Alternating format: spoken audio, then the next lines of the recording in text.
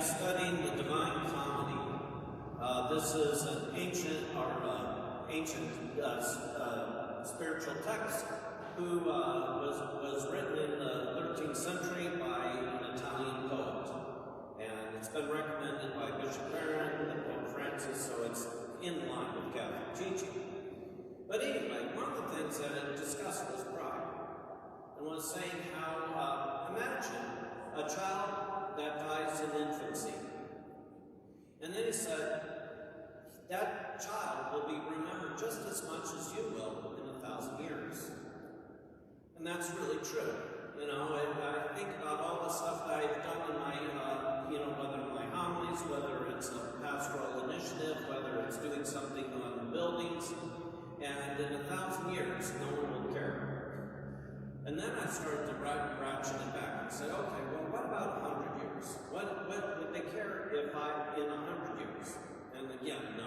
But no one knows what happened 100 years ago in this parish. And then I was like, okay, about 50 years. And then I started going down lower and lower and lower. And it's like, what am I actually asking?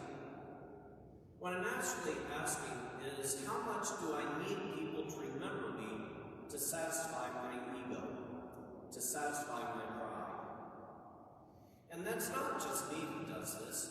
People are members of the church, you know. I mean, this is my church, and they're very involved and give generously, but on the end, eventually they'll die or move, and they'll no longer be their church. Even if you're a family where you have children, I mean, you know that is better than I do, that when they turn into teenagers, then they got a mind of their own. They're no longer yours. And so if they're not yours, who are they? In the end, it's Jesus Christ. He is truly the Good Shepherd. It is all that we know that not only just on an intellectual level, but on a heart level, knowing that it's all there for Christ. That we are Jesus Christ. Everything belongs to Him. This church, my life, this parish, everything belongs to Him. And the reason why it belongs to Him is because He's risen from the dead. I mean, if He died and didn't go up, then He'd be just like any one of us. I mean, in 1,000 years, He might not be remembered. But because He lives and moves, He's still there, leading and guiding us. And so indeed, if He's a good shepherd, then what are we? Because in the end, if it's not ours, are we like that hired man who cares nothing for the sheep? Are we hired? And I think the difference that separates between the hired and those who are sharing the shepherdship of Jesus Christ is our love. Are we willing to lay down our life for the sheep? Are we whatever sheep that is, whether it's our job, whether it's our church, whether it's our family, whatever our sheep is in our life, it is up to us to give our lives over in imitation of the one who gave His life over for us. And so therefore, if we love, then we are shepherd. But not only that, to give praise and thanks to the one who actually is our true shepherd, Jesus Christ. Not to take a hired man who will take the glory on his own. Look at what I achieved. Look at everything I've done. But instead to give God the glory.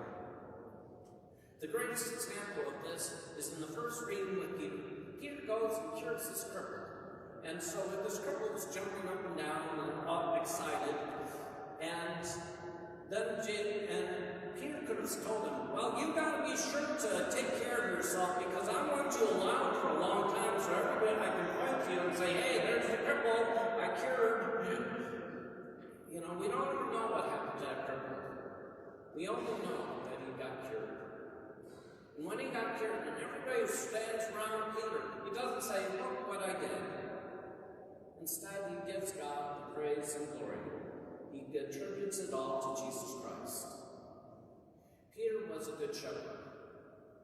We can be good shepherds in imitation of the one true shepherd, Jesus Christ, who has given us everything. May we take care of those sheep that are under our care with love, knowing to give God the glory.